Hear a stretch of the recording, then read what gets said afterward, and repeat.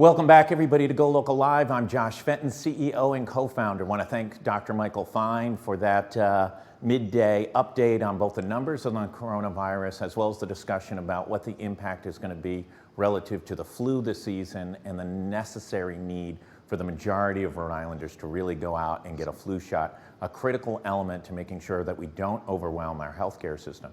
Now I'd like to welcome GrowSmart's John Flaherty. Talk about a controversial discussion that's now going on in Providence and in Rhode Island about the future of how public transportation is going to work in downtown Providence. John Flaherty, thanks so much for joining us. Thank you, Josh. Glad to be with you. Yeah, no, I really appreciate you taking the time. Let's talk about this a little bit. Give an overview of what the plan is now and yours and others who have concerns about it. Sure. Well, first, this is the third plan in the last 4 years that's been presented, and none of them have really had any kind of stakeholder or rider input in the development of the plan. And you may recall last year about this time was the tunnel proposal, and that got pushed back. And here we are again with another proposal by RIDOT to break up the state's primary or the city's primary transit hub, where all route transfers currently take place, one location, convenient, and proposing a multi-hub system, which don't have a problem with having additional, whether you call them hubs or mini hubs or super stops, don't have a problem with that at all. It's a good idea. But when you eliminate a primary transit hub in downtown Providence, it creates a hardship for people who use transit, because it may mean now that they have to get on a connecting bus just to get to the place where they're going to get their transfer in order to get to their job. So it makes the system more confusing. It increases already longer trip times. You know, it's a lot faster to get where you're going in a car. Transit's been catching up. But this is a kind of move that makes the trip time much longer, and it just creates a hardship, especially for people who are disabled or the elderly. Who's behind? Excuse me. Who's behind this plan? Well, this is a plan that's coming out of RIDOT, which of course is the agency that builds roads and bridges. It did not come out of RIPTA, you know, we've been hitting our heads against the wall now for the last 3.5 years, trying to get RIDOT to work with riders, because, you know, we recognize that there are problems in Kennedy Plaza. As a rider, we want some of those problems to be corrected. It does not have security. You have a very dominant use of transit in that space, so it makes it very difficult for it to become a more inviting public space. And so we think that there are alternatives. And in fact, the city of Providence led a process, very public process, in 2017, 2018 to deal with just this issue. And from that very public process emerged a proposal for how to do two things: how to improve Kennedy Plaza as a public space, but also to improve the transit system. And we don't know why that plan didn't go forward. But RIDOT stepped in and has come out with their own plans, and it's meeting with a lot of pushback from people who use the system, people who take transit. It's not a good plan. We hope that the governor will intervene. You know, the governor was a transit rider in her youth. We're asking her to stand with us and to stop the RIDOT plan and commit to a public process and involve the riders from the beginning in developing the plan. We think that it's very doable. This doesn't have to be a years-long delay. If she commits to it, it can be done in 2 to 3 months.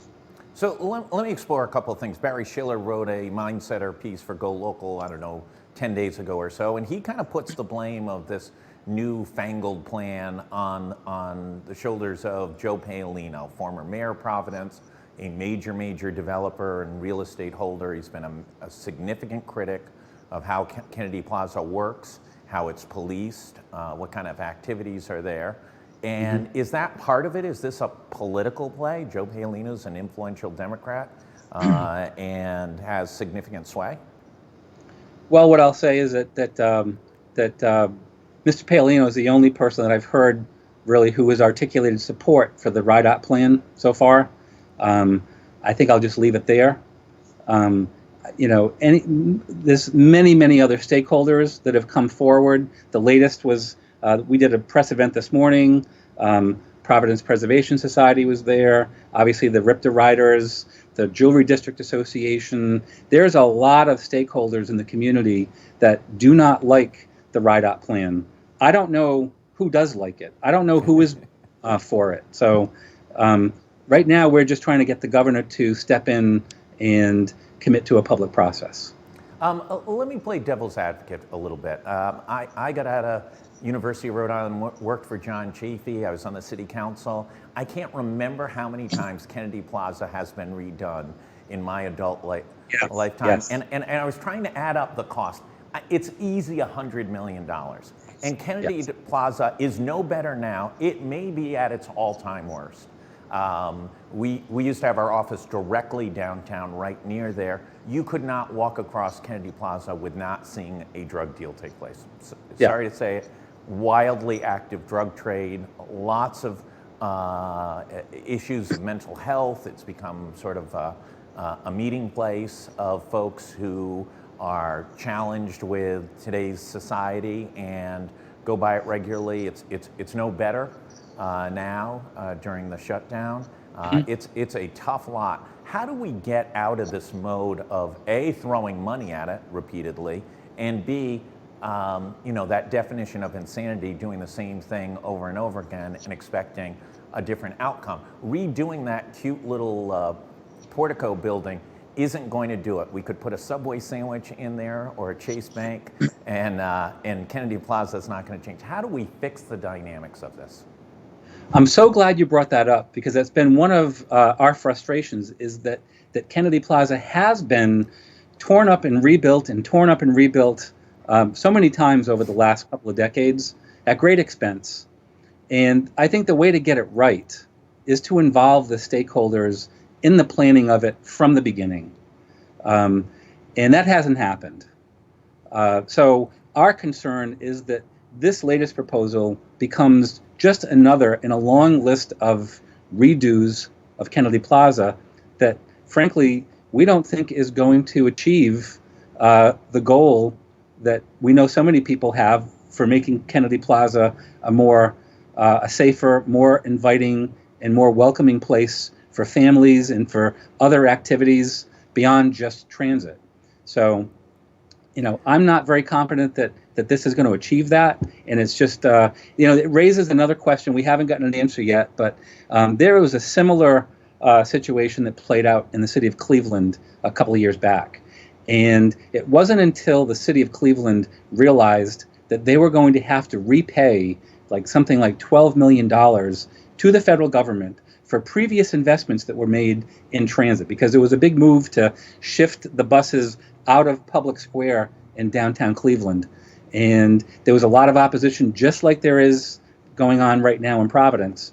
And the thing that killed that was when the city realized they would have to repay the federal government. And it's a question that we've been asking. We think it may be in Rhode Island somewhere in the neighborhood of $4 or $5 million that may have to be repaid to the Federal Transit Administration for the last fix-up that took place in Kennedy Plaza. So it's just not a good plan, no matter which way you look at it. And that's why it's just critical that the governor get behind an open public process for this. The city did it in 2017. It was a great process. A wonderful plan emerged from it. All stakeholders got on board, and the plan has gone nowhere.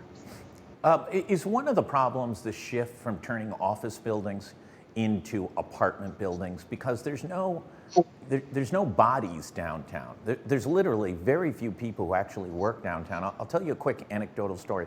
Merrill Brown, who's the founder of MSNBC and Court TV, has been an advisor to GoLocal for years. He was staying at the Biltmore, the Graduate. A few years ago, I went to pick him up to go have breakfast at 8:30 in the morning.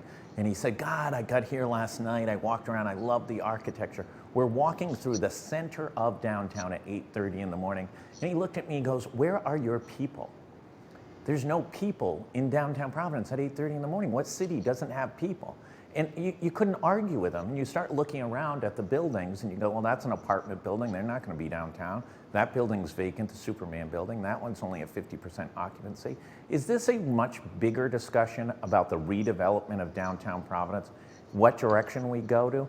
If Superman was difficult before, after this pandemic, Superman is 100 times more difficult a development project. So I think that the city has been changing and evolving, as most places do. We've seen a lot more investment in the jewelry district, or the innovation district as it's being called, with the investments by Brown and Rick and URI and the Nursing Education Center and Wexford and so forth. And we still have some employment, obviously, in downtown Providence, the older core of downtown. But one thing that we do know is that any metro region that you look at that's thriving, both economically and socially, has one thing in common, and that is a first-rate transit system. I think that what we have in RIPTA is adequate. I think that there's good talent at RIPTA. There's good planning talent. There's good operations talent. They know how to run a transit system. They've been very short-funded for a long time. In Rhode Island, we invest much less per capita than most other states do in our transit system. So I think that having a good transit system that connects the rail and the bus, very important, particularly for companies that are trying to attract a younger talent base that can live anywhere.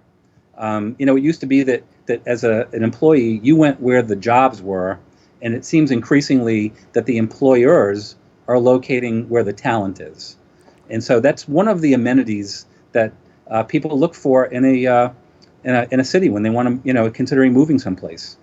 And we've got work to do on that.